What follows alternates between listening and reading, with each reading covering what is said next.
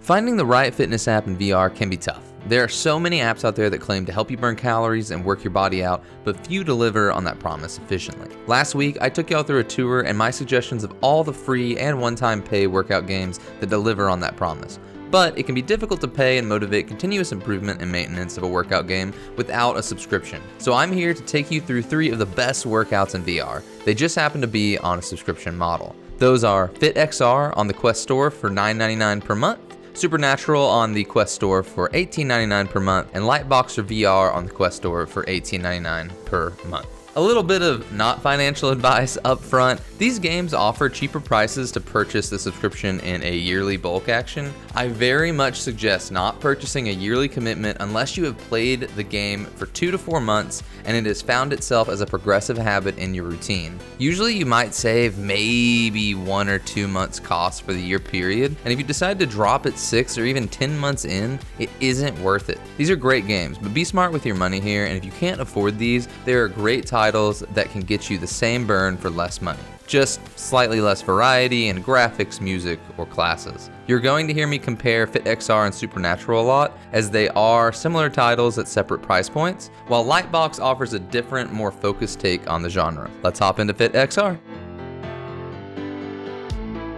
I wanted to start out with FitXR as it comes at a significantly lower premium than the other 2 titles mentioned here. The primary modes that are offered are Box, Dance, Sculpt, and Hit.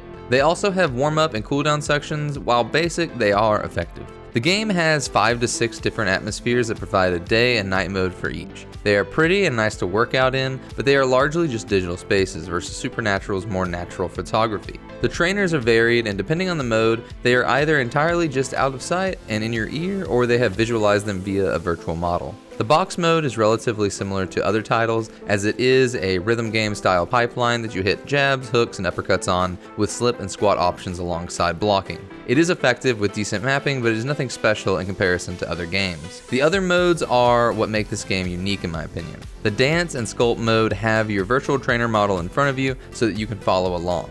Dance mode gets you moving around the room with upbeat music that allows you to get a bit of a sweat in. I think this mode does a great job of providing you balance and coordination training. Sculpt mode generally will focus on specific parts of the body like glutes or abs and does repetitive motions to make it happen. Both of these modes have scoring based on hand movement, but many of the muscles focused on don't involve your hands, so it'll be up to you to work out appropriately. HIT is the only mode that I found a bit unintuitive to do. If you don't know, HIT stands for High Intensity Interval Training. So you are meant to move fast and hard to get your workout in a short time. The game focuses on reactionary bulbs on the screen that honestly aren't always in sight. It's a cool idea, but I think they kind of fall flat on the delivery. Les Mills Body Combat being my top suggestion from last week at a one-time pay of $30 USD, where is that extra money coming into play with FitXR? The extra money seems to go into additional fun environments, a larger collection of music, and a slow stream of new workouts available. I think that the dance mode of this game could be a good reason to purchase it over Les Mills, but the boxing and sculpting don't offer anything crazy special versus the alternative. I think the best monetary decision here is to use Les Mills until it grows old, probably 5 to 7 months of consistent workout, and then look at upgrading to FitXR or another title here.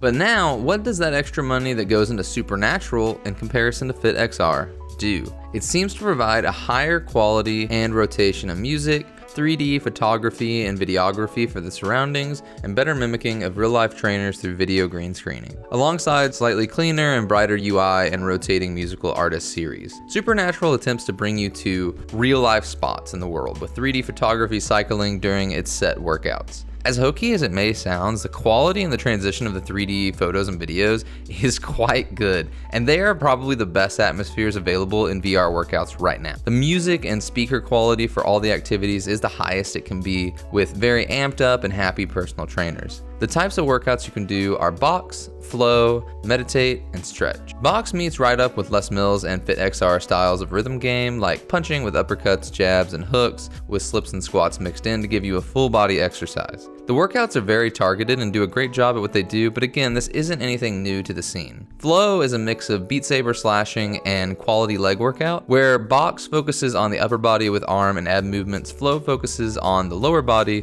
through the triangles you need to position your body around, as well as allow upper body movement through the slashing. The slashing feels a bit anticlimactic versus something like Beat Saber, but these workouts primarily focus on legs and some ab movement, which it does really well. It gives a fun mix of dancing and sculpting. Meditation takes you to a beautiful location with soft music playing, and typically it is accompanied by a talk track that takes you through the normal meditative motions along with building yourself up. I feel like having a big headset on for meditation is kind of a bit rough to block everything out, so until we get some lighter, higher end headsets, this one is more of a pre or post workout chill. I could see it being a great part of the routine, but I'm also not very experienced with meditation myself, so I would lean to other people's opinions on this mode. In the other two games on this list, there are warm-ups and cooldowns, but they are short sections that focus on just general prep or cooldown from a workout. I felt the options in Supernatural's Stretch offered a lot more of kind of a yoga vibe, where you can really see continual improvement in flexibility and range of motion by attacking these consistently. I would like to see more options available in this section from their team soon.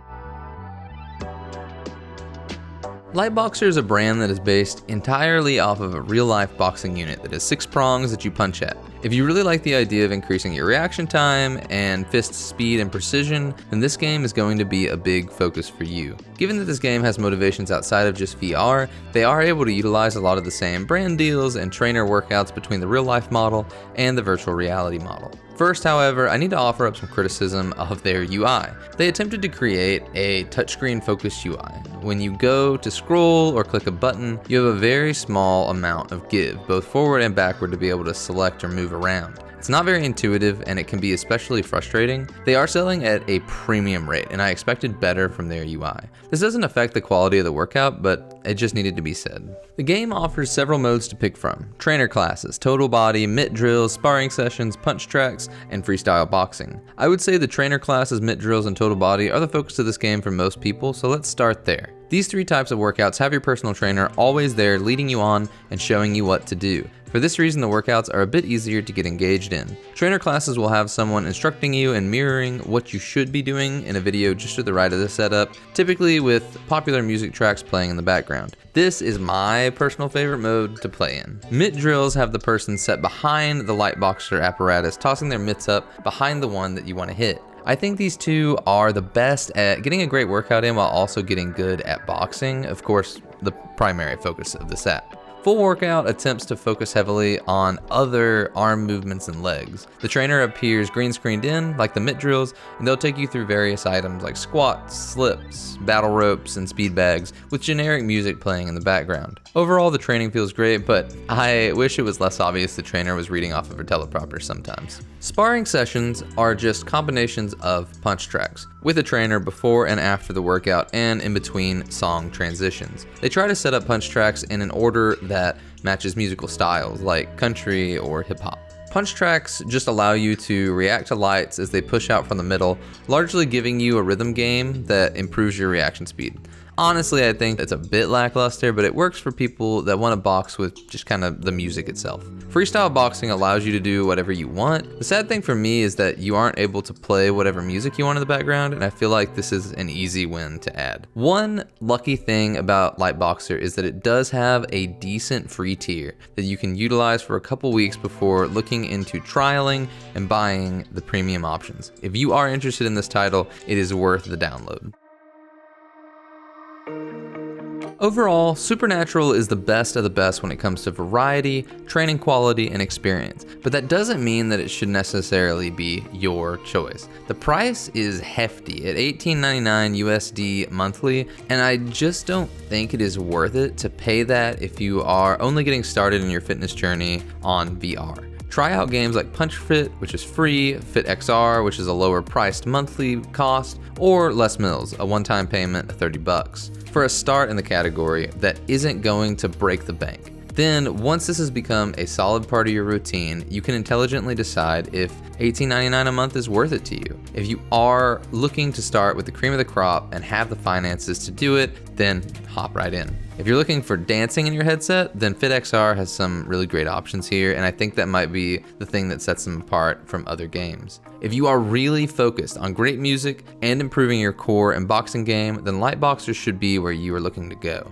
This game undoubtedly has the best VR boxing workout that isn't a boxing game like Thrill of the Fight or Creed. Again, the price is pretty high, so I suggest starting with something a bit cheaper like Punch Fit or Les Mills, but the free and trial options are great on this title. You will be able to get a solid look at the title in its entirety before buying. The game does miss on leg workouts as a whole though. Please let me know your experiences while working out in VR, and if you're interested in looking at titles that don't require a subscription, check out last week's video. Much love. Thanks for watching the video. I really appreciate your time and viewership. If you would like to join the community, I host monthly VR tournaments and community nights in my Discord. I would love for you to stop by, say hi, and get involved. On top of that, we are always talking about new news and events in social and casual sport VR. I look forward to seeing you around.